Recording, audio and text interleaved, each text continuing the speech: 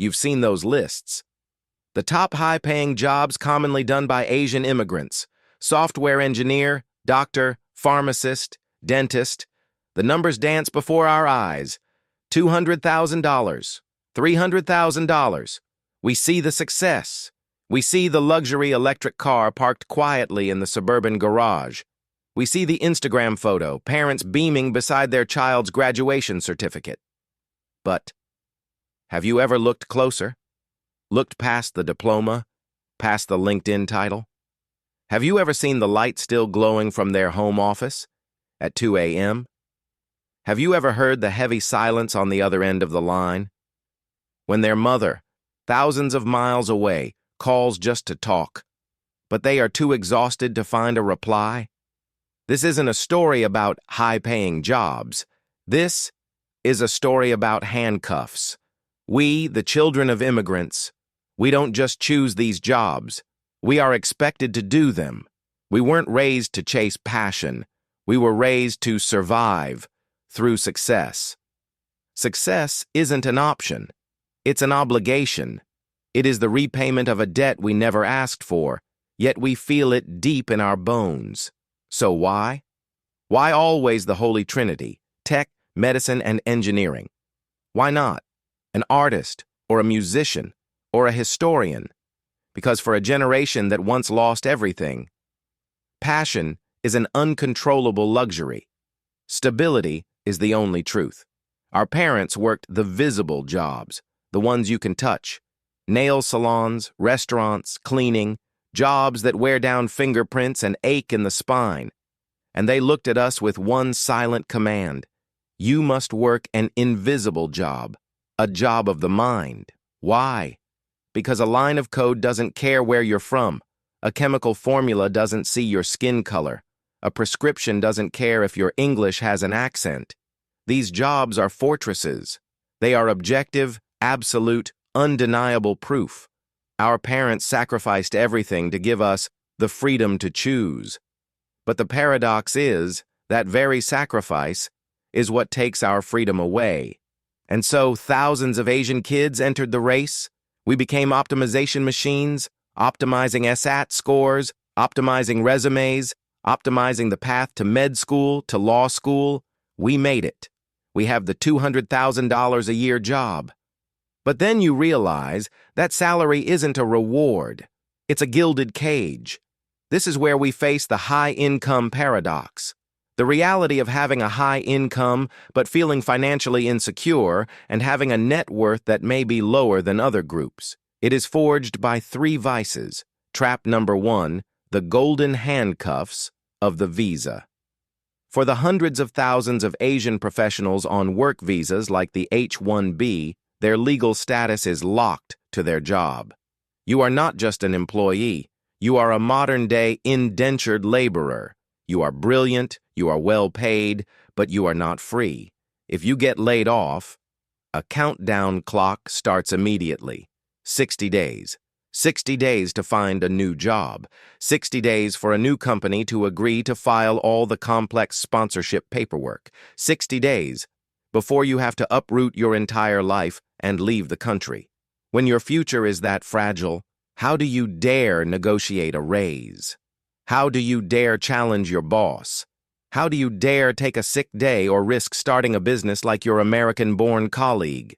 You have a high income, but you are the poorest person in the meeting because you hold no power. And because of that risk, a 3 to 6 month emergency fund is not enough. Financial experts strongly recommend you must have 12 months of living expenses. That $200,000 salary isn't for enjoyment. It's insurance against systemic collapse. But the bondage doesn't just come from the government. It also comes from home. This is trap number two: the immigrant family tax. In America, you pay taxes to the IRS. But as the child of immigrants, you pay a second, invisible tax. It's a deep cultural obligation. It's the monthly remittance sent home. It's the expectation that you will finance your younger sibling's education or your parents' new house back home. Your parents don't have a 401k. Their retirement plan is you.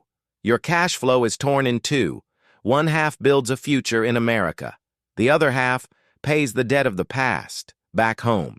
Research shows that Asian households provide significantly more financial support, perhaps up to 72% more, than white households. This tax directly competes with your own ability to build wealth. It eats away at your ability to max out your 401k, your ability to save for your own children. And it creates something even worse: the guilt tax. You earn $150,000, but you feel profound guilt spending $50 on a nice dinner, because that money could have fed your family back home for a week. You feel you don't deserve to enjoy it.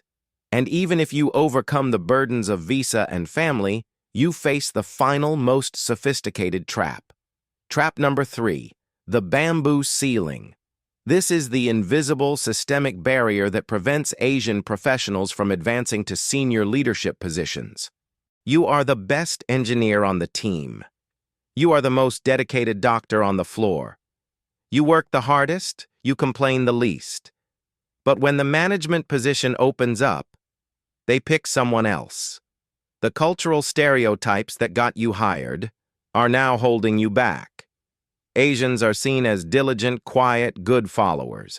We are excellent doers, but we are judged as lacking leadership potential.